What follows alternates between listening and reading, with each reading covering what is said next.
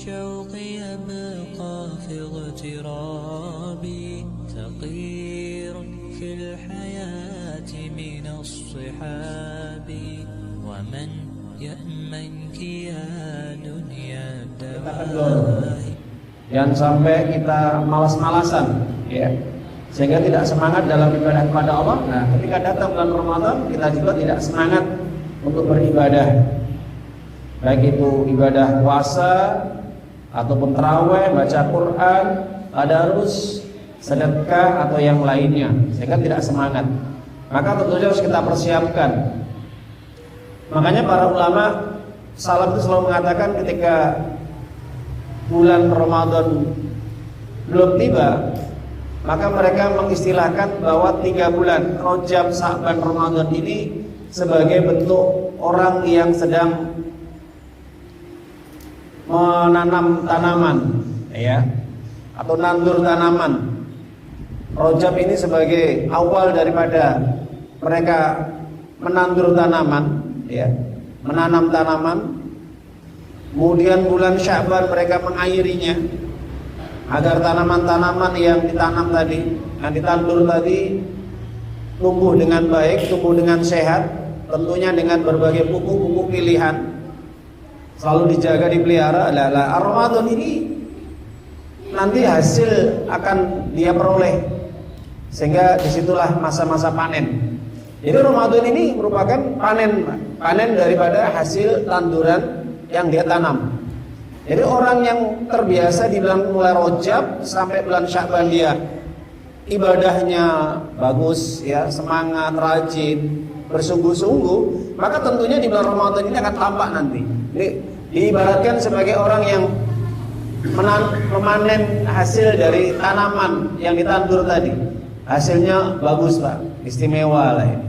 Artinya ketika orang nanti tiba di bulan Ramadan ini, mereka akan merasakan nikmatnya ibadah sebelum datang Ramadan ini. Ketika Ramadan semakin nikmat, gitu. Karena kegembiraan, orang puasa itu gembira, Pak, sumringah gitu. Makanya sampai Nabi menjelaskan dalam hadis Imam Bukhari Muslim, Isra'il farhatan, orang yang berpuasa itu memiliki 2 kegembiraan, 2 kesenangan, yang kesenangan itu tidak akan didapatkan kecuali mereka yang melaksanakan ibadah shaum atau puasa.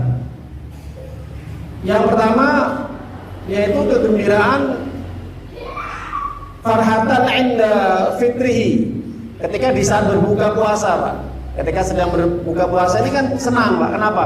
Karena dia bisa merasakan nikmatnya berbuka, terutama ketika bareng-bareng sama-sama, ya, dengan para jamaah, dengan keluarga dan yang lainnya. Dan dia mengerti dan tahu bahwa banyak umat Islam yang sedang berpuasa berbarengan berbuka sama-sama. Nikmatnya luar biasa. Mungkin daripada berbuka sendiri itu nikmat ketika bersamaan dengan keluarga, dengan jamaah, dengan yang lain lah itu. Nikmatnya luar biasa. Kenapa? Karena selama 1 hari, Pak, mulai terbitnya fajar sampai terbenamnya matahari itu dia betul-betul berjuang menahan makan, minum. Kalau orang Jawa tuh ngempet ya imsak gitu. Nah itu. Kalau bahasa kerennya megeng lah itu. Nah, dia menahan makan, minum, hubungan suami istri dan pembatal-pembatal yang lain. Ketika di saat berbuka itu nikmatnya luar biasa. Kenapa? Dia lulus ujian di saat ketika dia berpuasa, mulai terbitnya fajar sampai terbitnya terbenamnya matahari, maghrib datang, nah itu adzan berkumandang baru dia berbuka. Nah, itu kesenangan yang hanya dirasakan orang yang berpuasa, Pak. Yang tidak berpuasa, nah itu nggak ada nikmatnya. Beda. Orang yang sakit ketika dia makan, meskipun sama-sama makan bareng, ya, bersamaan dengan orang yang berbuka, itu beda. Kenapa? Karena keberkahannya ada itu, kenikmatnya Allah turunkan keberkahan. Sama ketika orang yang tidak berpuasa tanpa alasan yang dibenarkan, itu beda lagi sudah. Mereka meskipun makan nggak ada nikmatnya, Pak, karena nggak ada berkahnya gitu.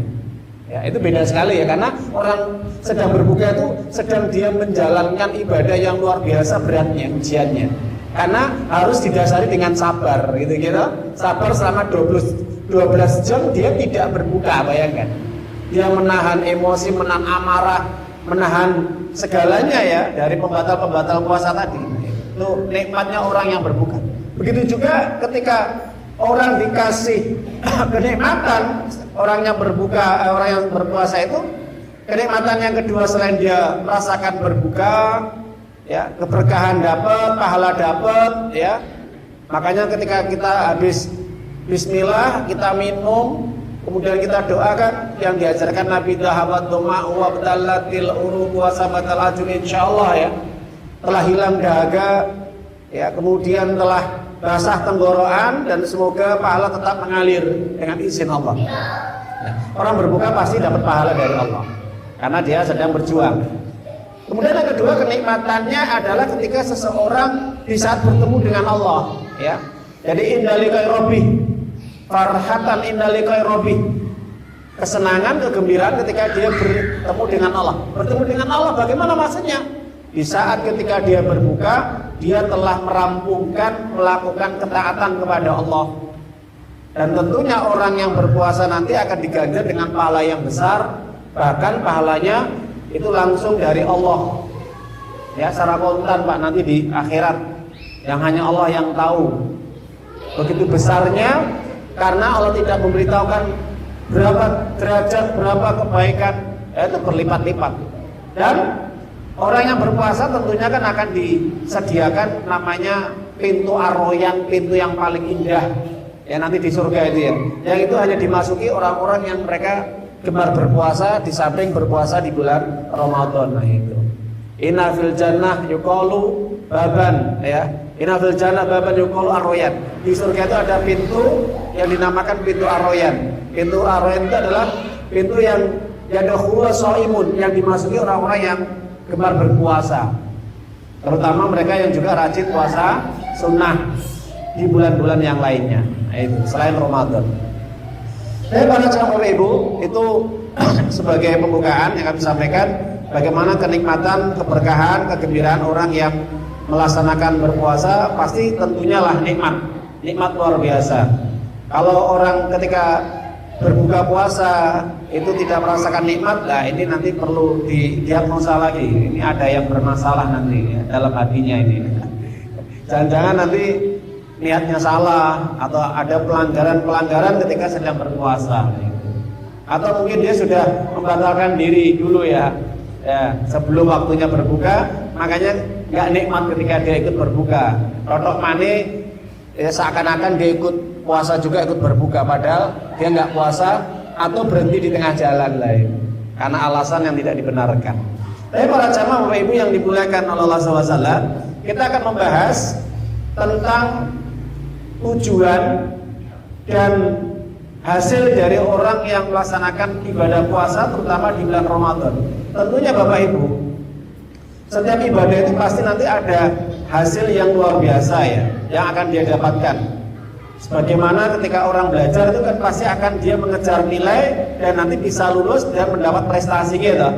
Nah, tentunya kalau orang yang kuliah sarjana dia akan dapat gelar kan gitu ya, gelar sarjana S1, S2 atau S3 dan seterusnya. Nah, maka tentunya orang yang ibadah itu pun nanti juga ada dapat gelar Pak. Dapat gelar yang bahkan gelar ini hanya disematkan, diberikan oleh Allah kepada mereka yang lulus ketika proses selama 1 bulan penuh, ketika digembleng, ditarbiyah sama Allah, maka dia mendapatkan gelar itu karena lulus. Prestasi orang seperti ini. Nah, maka gelar takwa ini Pak Buke yang diberikan kepada orang puasa ini ada gelarnya gelar takwa, nggak main-main. Nah, takwa ini kan derajatnya tinggi. Ya, jadi kata-kata takwa ini adalah kalimat yang memang ini hanya diberikan bagi mereka yang taat. Bagi mereka yang taat, yang tunduk, yang patuh, yang manut. Nah, itu orang yang dapat gelar takwa. Istilah takwa diambil dari kata ittaqo yattaqi, atau waqoyati wikoyah. Maksudnya apa itu secara bahasa? Berlepas diri, memelihara, menjaga, atau menghindari. Menghindari apa? Memelihara apa? Menghindari, memelihara, menjaga dari sesuatu yang membahayakan dirinya, terutama membahayakan nanti pada hari kiamat dari azab Allah. Itu namanya istilah dari takwa secara bahasa. Nah, secara syariat. Kata-kata takwa itu selalu disematkan kepada orang yang senantiasa beriman. Jelas ya? Jadi konteks takwa itu selalu diawali dengan iman, Pak. Orang kalau tidak beriman, dia tidak akan bertakwa. Jelas ya? Kalau kita membaca di dalam banyak ayat, maka kata-kata takwa itu hasil proses dari penjagaan keimanan dia, dan kemudian dia implementasikan, dia realisasikan, wujud nyatakan dengan amal kebaikan. Nanti setelah itu baru dia dapatkan gelar takwa. Contohnya, kalau kita membaca di dalam Al-Quran surat Al-Baqarah ya, salam ini banyak yang hafal karena sering dibaca Pak mungkin. Baik itu ketika Yasinan atau kita tadarusan atau yang lain. Atau mungkin kita juga sering mendengar ada imam-imam yang membaca surah Al-Baqarah surat kedua ayat 2 dan ayat 3. Dalikal kitabul la raiba fi hudal lil muttaqin. Itulah kitab Al-Qur'an yang tidak ada keraguan di dalamnya, sebagai petunjuk bagi orang-orang yang bertakwa. Bagaimana karakter sifat orang bertakwa? Ditunjukkan sama Allah. Yang pertama adalah alladzina yu'minuna bil ghaib. Al-imanu bil ghaib, keimanan kepada perkara yang gaib. Jelas ya? Jadi untuk bisa merealisasikan takwa, meraih gelar takwa itu yang paling utama adalah dia punya pondasi iman, punya pondasi tauhid akidah yang benar. Kalau dia tidak memiliki iman, tauhid akidah yang benar, tidak akan dia bisa meraih gelar takwa. Itu syarat mutlak, nggak bisa diganggu gugat. Ibaratnya kalau seorang dosen atau rektor ketika memberikan ujian ya kepada para mahasiswanya, ini harus kamu punya dasar ketika mengerjakan tugas ini. Kalau dasar ini nggak kamu pahami, nggak kamu kerjakan, maka kamu tidak akan bisa lulus, Pak. Dasar-dasarnya apa saja nanti ya? Nah, maka sebagaimana orang Islam ketika dia ingin meraih gelar takwa, derajat yang paling tinggi nanti pada hari kiamat, dia harus punya dasar iman yang benar. Ya, dasar keimanan yang benar bagaimana? Dasar ketika dia betul-betul membenarkan, meyakini bahwa Allah adalah satu-satu yang disembah, yang dipertuhankan, yang ditauhidkan, yang diisahkan. Al-Quran adalah kitab yang diturunkan yang terakhir setelah kitab-kitab yang lain sebelumnya, Taurat, Injil, Zabur. Dan kitab Al-Quran yang diturunkan kepada Nabi Muhammad SAW itu harus diyakini, dibenarkan, dan diamalkan dalam kehidupan sehari-hari. Dan dia meyakini adanya para rasul. Dan juga yang paling penting adalah meyakini bahwa Nabi Muhammad SAW adalah khatamur rasul wa khatamul anbiya, penutup para nabi dan penutup para rasul. Dan dia meyakini adanya para malaikat yang jumlahnya tidak terhitung. Ya, yang mungkin yang bisa terhitung dalam Al-Quran ada 10 mungkin, ada Jibril, ada Mikail, gitu, ada Zabania, ada Raqib Atid, ada Malik Ridwan, gitu ya. Padahal banyak, Pak. Dan dia meyakini juga mengimani tentang datangnya hari kiamat, jelas, ya, atau yaumul kiamah, yaumul hisab, ada hari penghisaban, hari catatan, penghakiman dan yang lain, pembangkitan, yaumul bas. Yakin harus. Yang terakhir dia harus meyakini, membenarkan adanya takdir, qada dan qadar, takdir baik dan buruk. Itu semua adalah keputusan ketetapan Allah. Itu. Maka ketika keimanan ini benar, maka otomatis takwa nanti akan dia dapatkan. Karena apa? Di dalam takwa ini nanti akan membuahkan amal soleh, Pak. Ya, amal solehnya apa? Sholat, puasa, zakat, haji, dakwah, jihad, dan juga kebaikan-kebaikan yang lain. Itu pasti itu. Maka dinamakan iman itu apa sih? Iman itu adalah ketika orang itu meyakini semua apa yang dikabarkan oleh Allah dan Rasulnya di dalam Al-Quran dan Sunnah, dan dia kemudian membenarkan dengan ucapan dan perbuatan. Ya, jadi kalau Allah sudah mengkabarkan di dalam Al-Quran dan Sunnah Nabinya, perintah sholat, perintah puasa, ya dikerjakan. Itu tanda wujud iman yang benar, Pak. Kalau dia tidak mengamalkan perintah Allah, imannya itu abu-abu. Imannya itu apa? Abu-abu. Lah imannya abu-abu ini tidak diterima sama Allah. Ngaku iman. Oh, saya yakin Al-Quran itu kitab suci. Saya yakin Kanjeng Nabi Muhammad SAW itu penutup para rasul, para nabi. Yo Kanjeng Nabiku. Aku yakin Gusti Allah siji, Esa yang wajib disembah. Tapi dia sendiri nggak mau ibadah. Dia sendiri tidak mewujudkan dengan ketaatan, keikhlasan, kepatuhan, ketundukan kepada Allah. Dia tidak mau merealisasikan, mengamalkan isi kandungan Al-Quran dan sunnah-sunnah Rasulnya. Ini nggak ada manfaatnya imannya, Pak Bu. Jelas ya? Nah, makanya iman itu akan membuahkan amal soleh. Kalau imannya benar. Kalau imannya nggak benar, pasti Pak, orang seperti ini dia tidak akan bisa mewujudkan amal-amal kebaikan dalam dirinya. Makanya orang musyrik itu dia yakin, Pak, siapa yang menciptakan langit dan bumi? Allah. Jelas ya? Itu orang musyrik. Tapi yang terjadi apa? Orang musyrik mereka tidak mau menjalankan syariat Islam. Disuruh sholat nggak mau, disuruh syahadat nggak mau, apalagi puasa Pak, apalagi ngaji. Syahadat aja nggak mau, sholat aja nggak mau, apalagi belajar ilmu agama. Lebih nggak mau lagi, lebih menolak. Makanya banyak di dalam Al-Quran orang musyrik itu yakin, wala in sa'altahu man khalaqas samawati wal ard la yaqulunallah. Ketika ditanyakan kepada mereka orang musyrik, siapa yang menciptakan langit dan bumi? Orang-orang musyrik mengatakan Allah. Yakin orang musyrik, Pak. Nah, ya? Tapi orang musyrik nggak mau, Pak. Syahadat nggak mau. Karena apa? Kalau orang musyrik syahadat, tuntutannya apa? Dia akan konsekuensinya, tuntutannya adalah memenuhi tuntutan di dalam syahadat tadi. Dia disuruh sholat, dia disuruh puasa, zakat, haji, dan masih banyak kewajiban lagi. Dia harus meninggalkan syirik, dia harus meninggalkan sesembahan-sesembahan selain Allah, dan yang masih sesuatu yang menyimpang. Itu konsekuensi syahadat. Makanya orang musyrik nggak mau syahadat. Paham dia, ya? Orang musyrik paham konsekuensi la ilaha illallah itu, paham, Pak. Beda dengan orang yang ngaku Islam tapi dia nggak paham. Syahadat tapi nggak sholat, syahadat tapi senang ngakoni syirik. Datang ke dukun, para normal, ya, kemudian ngalah berkah ke Gunung Kawi atau mengsakralkan pohon-pohon yang dianggap keramat, membuat sesajen, membuat cok bakal, menggantungkan jimat lan sak piturute, merubah hukum Allah, menolak syariat Allah. Ini orang musyrik. Jelas ya?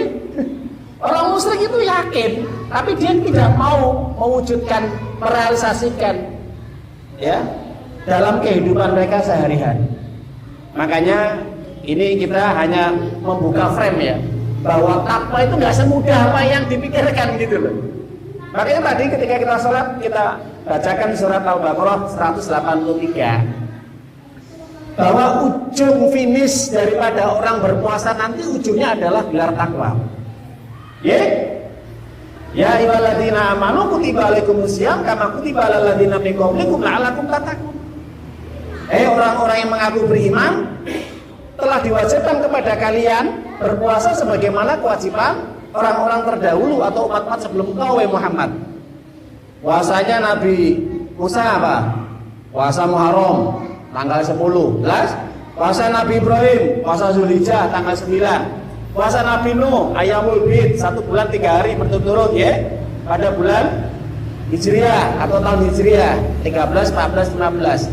Puasa Nabi Daud, yasumu yoman, waftiru yoman, puasa enggak, puasa batal, puasa batal. 1 hari puasa, 1 hari enggak. Itu puasa Nabi Daud. Para Rasul, para Nabi Daud itu puasa, Pak, sama, wajib, bagi mereka wajib. Makanya sebelum syariat puasa diturunkan 2 tahun setelah hijrah di Madinah, baru turun tentang asbabun nuzul perintah puasa. Jelas ya? Nah ini kalau kita lihat kronologi asbabun nuzulnya. Nabi sebelum perintah puasa Ramadan wajib ini, Pak, ya, puasa Ramadan wajib ini, Nabi membiasakan puasa Daud. Puasa Daud, Pak. Makanya Kanjeng Nabi dawuh wonten hadis Imam Bukhari, ya toh. Ahabul siyam syamu Daud. Puasa yang paling dicintai oleh Allah puasanya Nabi Daud. Ya sumu yauman wiftiru yauman. Satu hari puasa, satu hari tidak. Wa abu sholatu Daud. Sholat yang paling dicintai oleh Allah, sholatnya Nabi Daud. Yaqumul lail fi sulusi lail, ya. Wa qama wa yuqumul lail, bangun pada malam hari, kemudian sholat pada sepertiga malam yang terakhir, ya. Fi sulusil akhir minal lail, sholat sepertiga malam. Itu sholatnya Nabi Daud. Sama Pak, sebelum Nabi disyariatkan sholat 5 waktu, Nabi sholat malam, kebiasaannya terus. Kemudian baru turun syariat sholat 5 waktu, baru sholat yang malam itu menjadi sunnah. Yang awalnya wajib bagi Nabi menjadi sunnah.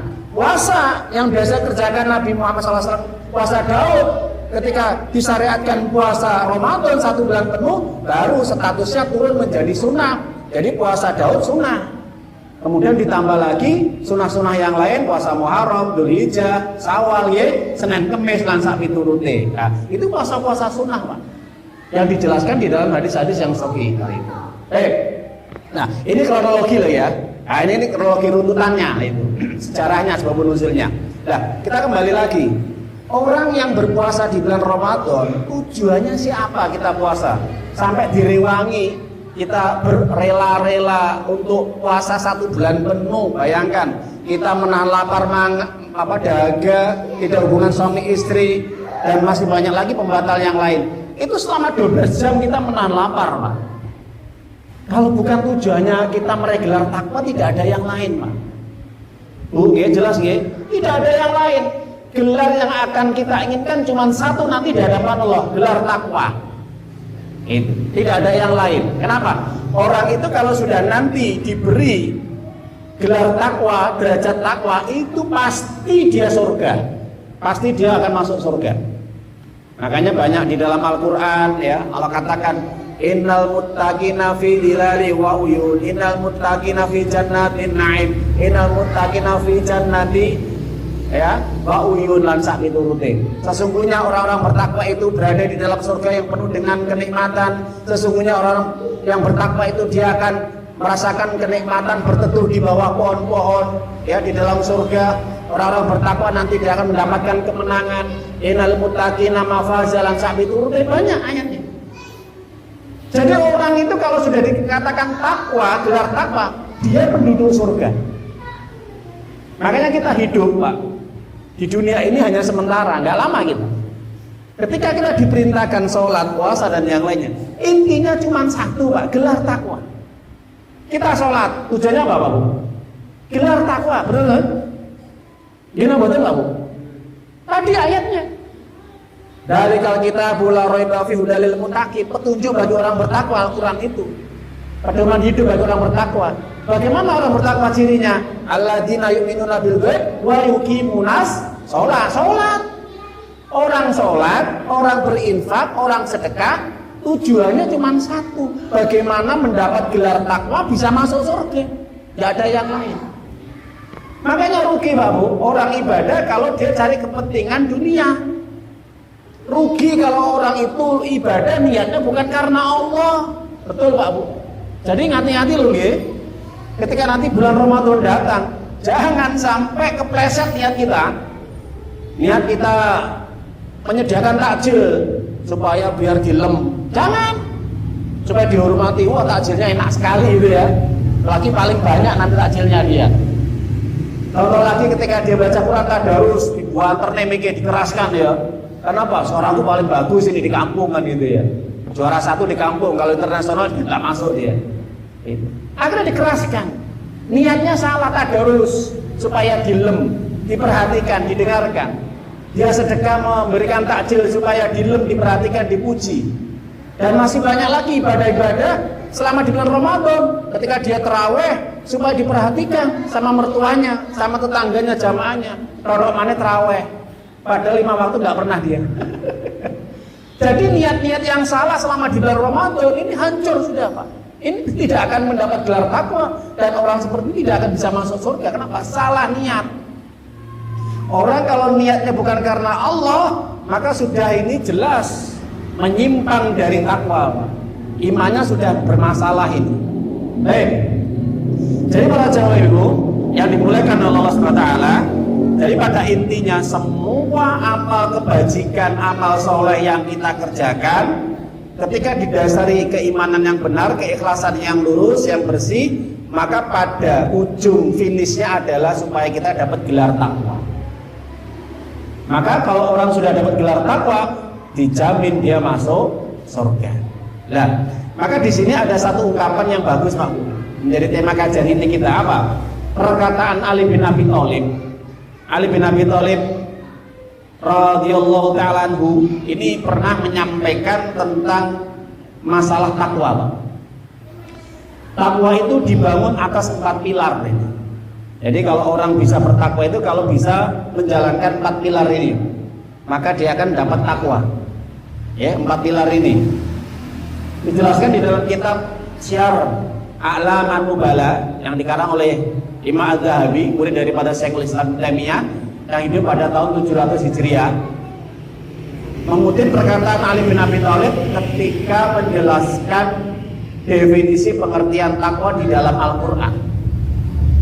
Kata takwa di dalam Al-Quran itu kalau para ahli tafsir itu kurang lebih ada 258, kurang lebih 258 kali diulang. Ya, secara redaksinya ini kata-kata takwa ini Pak Buge, baik itu kata bentuk isim, kata benda maupun kata kerja fiil, itu diulang 258 kali. Ada yang mengatakan 255 kali. Masya Allah, begitu banyaknya nggih. Kata takwa itu diulang-ulang sama Allah. Maka Ali bin Abi Thalib menyampaikan bahwa orang kalau pengen dapat gelar takwa ini harus 4 pilar ada dalam dirinya. 1, bahwa takwa itu menuntut dalam dirinya adanya yaitu al-khauf minal jalil. Al-khauf minal jalil, adanya rasa takut kepada Allah yang maha agung. Nah, ini yang pertama. Oke, perhatikan. Orang takwa itu dia di dalam dirinya punya rasa takut kepada Allah Subhanahu wa taala. Takut kalau dia berbuat maksiat, berbuat dosa, merasa diawasi sama Allah. Takut kalau dia melanggar aturan Allah nanti dapat azab, disiksa. Takut kalau dia tidak mau melakukan perintah-perintah Allah atau meninggalkan perintah Allah. Takut kalau dia mengabaikan kewajiban-kewajiban Allah, dan takut dari semua apapun yang menjadi tugas dia sebagai orang mukmin. Jelas? Nah itu orang yang takwa, takut ya. Ini pondasi awal Pak Bu. Jadi kalau orang hidup itu nggak punya rasa takut Pak, aduh, jelas ya, nggak karu-karuan.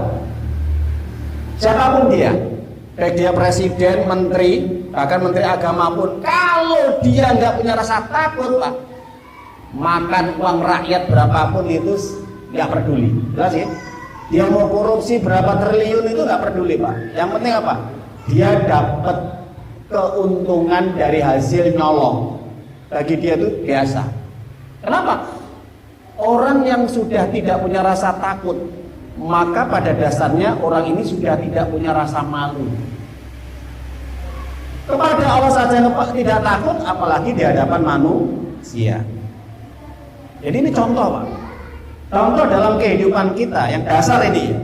Sehari-hari kita kan selalu melihat di media sosial itu. Ketika kita scroll di Instagram, scroll kita di YouTube, scroll kita ini di Facebook dan yang lainnya, kasus yang terjadi. Ya, ketika ada aparat yang disogok, hakim yang disogok, pejabat yang disogok, kemudian yang mereka korupsi dan sebagainya, itu sudah makanan sehari-hari kita. Iya betul. Terus terang hancur sudah. Ini kehidupan. Jadi kalau orang itu sudah tidak punya rasa takut Pak, dia akan berani menghalalkan segala cara untuk mencapai tujuan hidupnya. Nah, ini orang yang tidak punya rasa takut. Kenapa? Karena bagi dia hidupnya mumpung ada kesempatan. Mumpung ada kesempatan.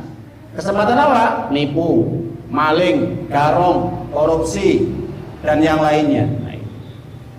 Terus ya, Nah, karena nggak punya rasa takut orang seperti ini. Contoh, ketika kita anak-anak remaja ini ya, ketika dia sudah tidak punya rasa takut kepada Allah, ketika waktu azan itu nggak peduli, Pak. Nggak efek dalam hatinya. Ketika ada panggilan adzan, hayalah sholat, waktunya sholat, tetap dia akan main, tetap dia akan senang-senang. Berlalu begitu saja sudah. Adzan itu nggak penting, sholat itu nggak penting, Pak. Karena apa? Nggak punya rasa takut. Sama orang laki-laki perempuan, ketika dia melakukan perzinahan, ketika dia tidak punya rasa takut kepada Allah, dia akan berzina. Sama ketika orang makan riba, transaksi riba, yang dimana ketika utang piutang di situ ada tambahannya, yang dinamakan riba itu tambah. Ketika tidak punya rasa takut, dia akan tetap menikmati hasil daripada sistem riba tadi, transaksi riba tadi, karena nggak punya rasa takut. Itu jelas ya. Begitu juga orang-orang yang koruptor itu, dia akan makan uang rakyatnya miliaran, triliunan, karena punya rasa takut. Itu bagi dia tuh hal yang biasa. Bahkan ketika ditetapkan sebagai pelaku, tersangka, dengan senangnya, dengan pongahnya, sombongnya di hadapan kamera atau media, dia cengar-cengir, ketawa ketiwi, hilang rasa takutnya kepada Allah. Itu sama, Pak. Orang ketika dia sudah tidak tidak pengen masuk surga, tidak ibadah kepada Allah, tidak sholat, tidak mau belajar ilmu agama, tidak punya rasa takut dia kepada Allah. Seakan-akan apa yang dipikirkan hidup itu hanya untuk apa? Kerja, kerja, Pak. Makanya orang yang tidak punya rasa takut itu tujuan utama hidupnya hanya cari duit. Jelas? Itu orang yang tidak punya rasa takut kepada Allah. Cari duit itu wajib. Yang paling utama adalah ibadah. Makanya Allah turunkan surat Al-Qasas itu ayat yang ke berapa itu? 77 atau berapa itu? Wabtaghi fima ataqal darul akhirah wa la tansa nasibaka minad dunya. Carilah kehidupan akhirat. Nah, yang terlebih dahulu, tapi jangan melupakan kehidupan dunia. Ini perintah dari Allah supaya kita mencari apa yang Allah anugerahkan dari kehidupan akhirat. Ibadah dulu, baru kerja, jelas ya? Ibadah dulu baru kerja, Pak. Itu orang yang takut, gitu loh. Jadi kalau kita perhatikan, ya, dalam kehidupan sekarang ini ya, akhir zaman ini, banyak orang yang sudah tidak punya rasa takut kepada Allah untuk melakukan berbagai perbuatan dosa dan maksiat. Bahkan secara terang-terangan, Pak, di hadapan orang. Sekarang kita perhatikan, nanti coba di bulan Ramadan, kita buktikan di Ramadan. Kalau masih ada orang ketika di bulan Ramadan, mereka dengan tenangnya, tidak merasa bersalah, mereka makan, minum, nyepur di hadapan orang yang sedang berpuasa di siang hari, jelas tanda akhir zaman sudah rusaknya kehidupan manusia. Luar biasa rusaknya. Kenapa? Sudah nggak punya rasa takut, Pak. Rasa malunya hilang. Itu. Makanya Allah sampaikan di dalam Al-Quran surat kalau kita buka ya, ini kalau kita buka Al-Qurannya, maka Allah sampaikan di dalam Al-Quran surat Az-Zumar ayat yang 13. Qul inni akhafu in asaitu rabbi adaba yaumin adim. Apa kata Allah? Katakanlah Muhammad kepada umatmu, sampaikan kepada umatmu, sesungguhnya aku hanya takut terhadap azab Allah nanti pada hari kiamat kelak, ketika aku berani berbuat durhaka kepada Allah. Jelas, Pak? Ini Allah sampaikan kepada Nabi, surat Az-Zumar surat 39 ayat 13. Katakan Muhammad, orang yang takut kepada Allah tandanya adalah orang yang betul-betul dia mempersiapkan dirinya untuk bertemu dengan Allah. Kenapa? Kalau sampai dia tidak takut, berartinya orang seperti itu tidak akan bertemu dengan Allah. Kenapa? Karena nanti Allah akan bertemu orang-orang yang takut terhadap azab Allah. Makanya kalau kita sampaikan azab, jenengan kudu takut. Kalau nggak takut, ini perlu ditanyakan. Aku nggak takut aku. Karena apa? Azab Allah itu berat Pak nanti pada hari kiamat ya. Yang paling ringan itu orang diazab di neraka itu ketika diletakkan ya telapak kakinya bersentuhan dengan tanah di neraka nanti, itu akan otaknya mendidih. Itu yang paling ringan. Jelas sih. Jadi orang itu berjalan, kemudian dia melewati kerikil-kerikil tanah-tanah di neraka nanti, itu hanya berjalan di atas tanah itu otaknya mendidih Pak. Bayangkan, hanya berjalan saja loh, itu otaknya bisa mendidih, saking panasnya. Tanah di neraka itu panasnya luar biasa. Belum nanti kalau dicambuk, dipukuli dan sebagainya gitu, lebih bahaya lagi, lebih berat lagi, lebih menyiksa lagi. Makanya ini penting. Jadi orang takwa itu takut kalau dia berbuat maksiat, berbuat dosa, melanggar aturan Allah, meninggalkan kewajiban-kewajiban Allah. Maka ini orang yang bertakwa. Itu yang pertama. Yang kedua, orang yang bertakwa itu adalah kalau ada di dalam dirinya al-amalu bitanzil. Al-amalu bitanzil apa? Mengamalkan semua apa yang Allah perintahkan, menjauhi apa yang dilarang oleh Allah. Sholat Pak, 5 waktu dijaga nggih, itu diamalkan. Puasa Ramadan, alhamdulillah. Perintah ngaji ini ada perintahnya Pak, Iqra. Ini perintah, kita ngaji ini perintah, wajib ini. Yang nggak belajar ilmu agama dosa. Karena Allah beritakan Iqra, bacalah. Surat yang pertama kali turun surat Al-Alaq. Ayat pertama ini. Nabi aja belajar Pak. Nabi aja belajar ngaji, gurunya siapa? Malaikat Jibril. Makanya sampai diturunkan surat Toha. Surat yang ke-20 ayat yang ke-114 kalau tidak salah ya. Wa qur rabbi zidni ilma. Katakan Muhammad, berdoalah kepada Allah, ya Tuhan kami, ya Rabb kami, tambahkanlah ilmu kepada diriku. Lah, Nabi aja ngaji Pak. Jadi kalau ada orang ngaku Islam, dia tidak mau belajar ilmu agama, nggak mau ngaji, berarti dia lebih pandai daripada Nabi. Nabi ngaji Pak, selama 23 tahun ngaji dengan malaikat Jibril, bayangkan. Jadi kalau ada orang nggak mau ngaji, nggak mau menuntut ilmu, berarti menganggap dirinya lebih pintar daripada Nabi. Benar Pak Bu? Ya, ini penting. Mulai jenengan ngaji Pak. Ya, jenengan tinggal nyemak, mendengarkan, meskipun nggak disuruh nulis gitu, meskipun ada sambil ngantuk-ngantuk nggak apa-apa. Yang penting ngaji aja, ya, tetap dapat pahala daripada nggak datang. Ya. Nah, mulai saya ngaji, persiapan materi, mau sampai nih. Meskipun kadang ya serak-serak nggak apa-apa ya. Ini tugas. Kalau tidak, nanti saya dituntut sama Allah, punya ilmu nggak disampaikan. Nah itu. Jangan tinggal medangan tangan mau direngaken. Kan nggak susah ya. Sing susah mah nggak usah ya.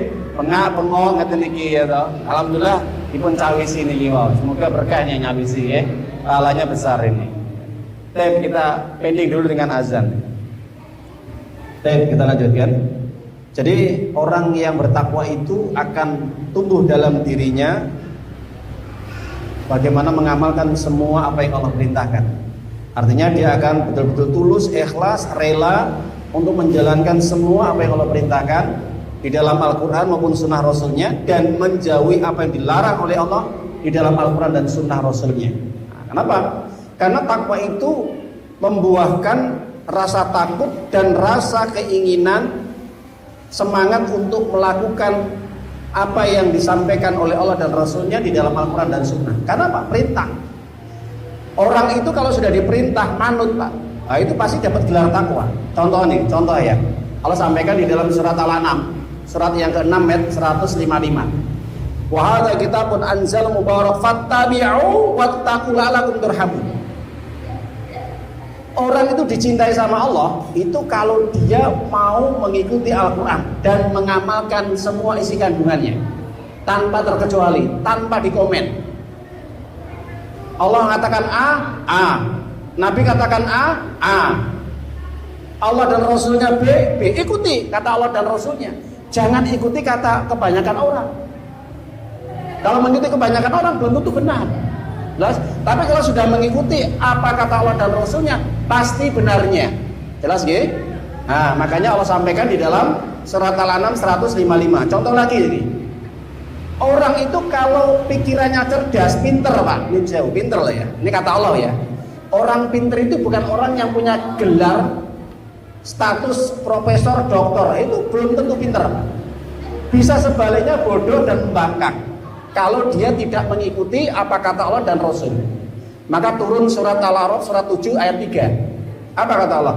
Ittabi'u ma unzila ilaikum min rabbikum wa la tattabi min duni awliya qalilan ma tadhakkarun. Bayangkan, qalilan ma tadhakkarun. Ikuti apa yang disampaikan oleh Tuhanmu di dalam Al-Quran dan Sunnah Rasulnya. Jangan mengikuti kata orang yang menentang Al-Quran dan Sunnah. Jelas? Baik itu pemimpinmu, suamimu, bojomu, mandormu. Kalau itu bertentangan dengan Al-Quran dan Sunnah, jangan diikutin. Jangan diikutin. Kalau itu bertentangan dengan Al-Quran dan Sunnah. Bayangkan, Allah sudah sampaikan. Meskipun itu ustadzmu, meskipun itu syekhmu, kalau itu bertentangan, berlawanan dengan Al-Quran dan Sunnah, jangan diikuti. Meskipun sedikit sekali orang yang berpikir dengan akal pikirannya yang sehat. Nah itu. Jadi saya pinter itu dididik Pak Bu. Jadi yang pandai pinter itu sedikit, yang bodoh itu banyak. Kenapa? Karena yang bodoh itu kebanyakan ikut-ikutan, tidak menggunakan akal sehatnya. Jelas ya? Nah, jadi kita kalau ngaji ini penak kan nih, memahami Al-Quran itu. Ya. Baik. Jadi orang yang betul-betul mengikuti Al-Quran dan Sunnah, dia akan diberi oleh Allah kecerdasan, kepandaian dan kepintaran, dalam arti untuk kebaikan loh ya, bukan untuk keburukan. Dan yang kedua, orang yang mengikuti Al-Quran dan Sunnah pasti disayang, dicintai sama Allah hidupnya. Nah itu. Jadi gak usah khawatir Pak. Yang penting ikuti aja Al-Quran dan Sunnah dalam hidup kita ya. Yang ketiga, orang yang dikasih gelar takwa itu kata Allah Pak, al-qanaatu bil qalil, merasa cukup dengan pemberian Allah. Sedikit banyak disyukuri Pak. Kalau orang itu nggak pernah bersyukur, pasti jiwanya itu bermasalah, hatinya kotor. Dikasih sedikit nggak syukur, dikasih banyak kufur. Kan kebanyakan gitu manusia. Gitu betul Mbak Bu? Ya atau tidak? Dikasih sedikit dia tidak bersyukur, dikasih banyak kufur. Makanya Allah turunkan surat An-Nahl surat yang ke-16 ayat yang ke-83. Ya'rifuna ni'matallahi tsumma yunkirunaha wa aksaruhumul kafirun. Mereka mengerti tentang nikmat-nikmat yang sudah Allah berikan, nikmat sehat, nikmat harta, nikmat istri, nikmat anak, pakaian, sandang, pangan, papan, rumah, kendaraan. Tapi semua itu menjadikan dia kufur, tidak mau sholat, tidak mau ibadah, hartanya digunakan untuk maksiat, jelas Pak Bu, untuk judol, judi, sabung ayam, zina, minum-minuman keras, mendengarkan musik yang tidak ada manfaatnya dan sebagainya. Sudah ini orang kufur ini Pak, kebanyakan. Jelas ya? Nah makanya para Bapak Ibu, orang yang bertakwa itu adalah orang yang pandai bagaimana menggunakan nikmat yang Allah titipkan dalam kebaikan. Makanya tumbuhlah syukur. Makanya orang yang merasa qanaah, merasa cukup, itu hatinya selalu dipenuhi apa Pak? Dipenuhi rasa syukur Pak. Kalau dia merasa cukup loh ya, rasa syukurnya luar biasa, Masya Allah ya. Tapi kalau orang nggak punya rasa syukur, nggak qanaah, selalu menuntut, nah ini yang paling bahaya.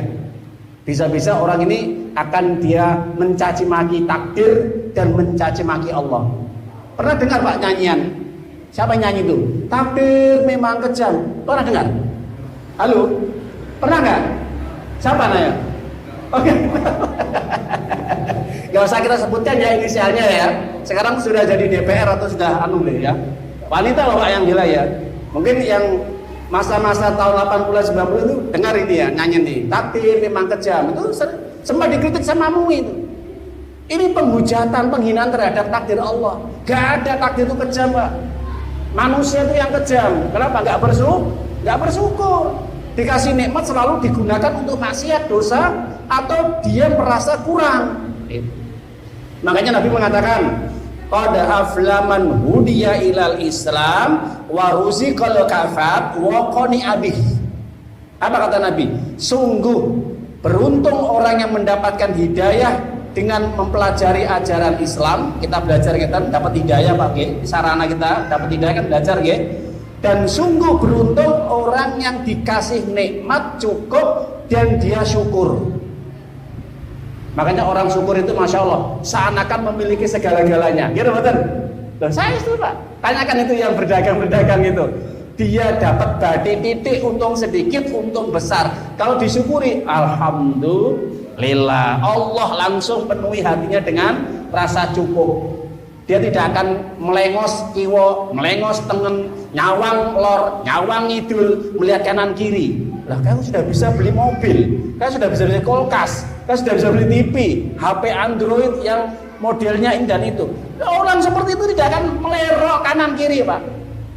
Yang dia lihat itu ke bawah, nggak ke atas, dangak ini. Makanya orang kufur itu biasanya dangak ini Pak, gitu. Kalau orang yang syukur, biasanya dia menghadap ke bawah. Kenapa Pak? Ayo. Kenapa orang syukur dia selalu menghadap ke bawah? Kenapa?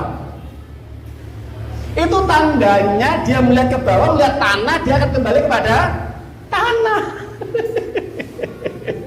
Orang yang syukur itu dia bakal mati.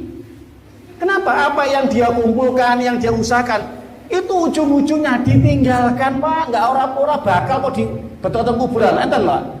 Iso tuku omah miliaran tiba-tiba meninggal dunia, omahnya dijunjung wong akeh. Dipendem pisan enten.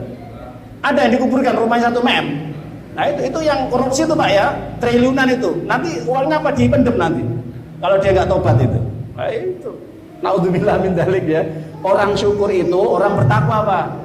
Ya, makanya tanda orang bertakwa itu dia merasa cukup dengan apa yang Allah berikan dan nikmat yang Allah titipkan digunakan untuk kebaikan, punya mata untuk melihat yang baik, telinga mendengar yang baik, tangan digunakan untuk sedekah, untuk membantu orang lain, kaki digunakan untuk berjalan ke tempat-tempat yang baik, dan apapun, pakaian, celana, kendaraan, rumah, istri, anak, jabatan, kekuasaan, itu digunakan untuk kebaikan di jalan Allah. Itu namanya orang takwa. Terakhir, orang takwa itu akan ada di dalam dirinya kalau istiqdad liyomir rohil, mempersiapkan diri untuk menghadapi kehidupan berikutnya. Bapak Ibu, saya tanya, orang mati itu orang yang selesai atau masih berjalan lagi hidupnya? Kadang orang berpikiran, orang kalau sudah mati selesai. Enggak. Ingat loh ya, jangan salah loh ya. Orang yang sedang meninggal dunia, namanya meninggal, meninggalkan dunia menuju kehidupan berikutnya. Mana Pak Bu? Alam barzah, nggih. Jadi jenengan kula sami niki, ini gantian loh nggih.